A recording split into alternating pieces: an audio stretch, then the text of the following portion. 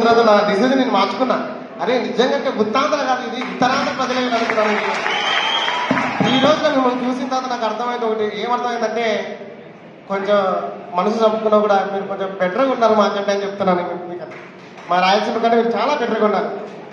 అయితే ఈ రోజున మీ అందరికి నేను కోరుకునేది ఏమంటే ఒక చిన్న కథతో నేను ముగిస్తాను.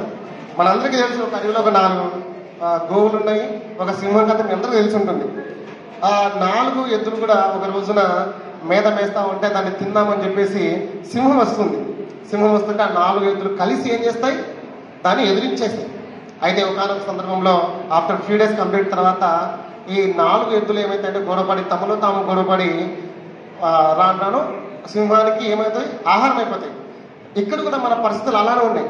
ఎలా ఉన్నాయంటే మనకు ఇక్కడ సింహం ఎవరంటే మనలో మనకి ఏదైతే గవర్నమెంట్ మనకి రావట్లేదో దాన్ని మనం అందరం కలిసికట్టుగా మనకి ఏదైతే రావాల్సినటువంటి బకాయిలు కానీ మనకి ఏదైతే రావాల్సినటువంటి ఫ్రీడమ్ కానీ దాన్ని మనము పొందలేకపోతున్నాం. ఎప్పుడైతే మనం కలిసికట్టుగా మనం పోరాటం చేస్తామో అప్పుడు ఎలా అయితే సింహం ఎనికిపోయిందో మనకు గవర్నమెంట్ కూడా మనకు భయపడి మనకు రావాల్సిన బకాయిలు అనేది ఇస్తాయి. అలా కాకుండా మనం ఇండివిజువల్గా నాకెందుకు లేదు, నా పక్కన సర్వేకి ఒక మెమో వస్తే నాకెందుకు, పక్కన సెక్రటరీకి ఏదో తెలిస్తే నాకెందుకు అని ఎప్పుడైతే అనుకుంటామో ఆ సిచ్యువేషన్ నీకు నాకు వచ్చినప్పుడు ఎవ్వరు నీతో ఉండరు.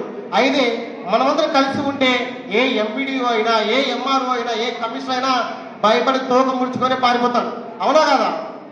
కాబట్టి మనమందరము ఇప్పటి నుంచి మన జేఏసీ ఇప్పుడు మీ దాకా వచ్చింది కాబట్టి మనమందరం కూడా జిల్లా నాయకత్వం నుంచి తాలూకాల నాయకత్వం తీసుకొని మండల నాయకత్వంలో మనందరం కూడా కలిసి పోరాడి మన హక్కులు ఏవైతే ఉన్నాయో అవన్నీ సాధించుకొని తీరుదామని మీ సభాముఖంగా మీ అందరినీ కోరుతున్నాను.